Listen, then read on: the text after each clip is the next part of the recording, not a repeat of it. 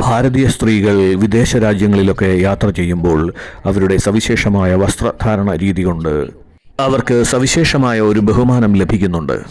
പക്ഷേ ഈ അടുത്ത കാലത്തായി മര്യാദയും മാന്യതയുമൊക്കെ കുറഞ്ഞു വരുന്നതായും കാണുന്നുണ്ട്.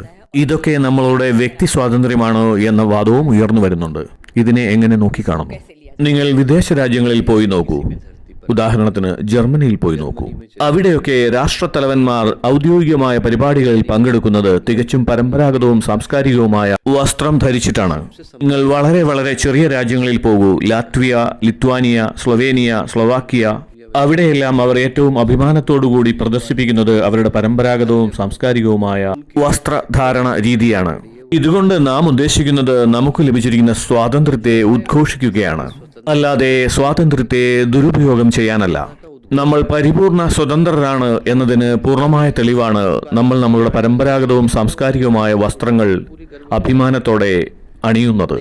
അതല്ലാതെ നമ്മളുടെ പരമ്പരാഗതവും സാംസ്കാരികവുമായ വസ്ത്രങ്ങൾ ധരിക്കുന്നതിന് മറ്റാരുടെയെങ്കിലും അനുവാദം വാങ്ങണമെങ്കിൽ അതിൽ പരം ഒരു നാണക്കേടുണ്ടോ?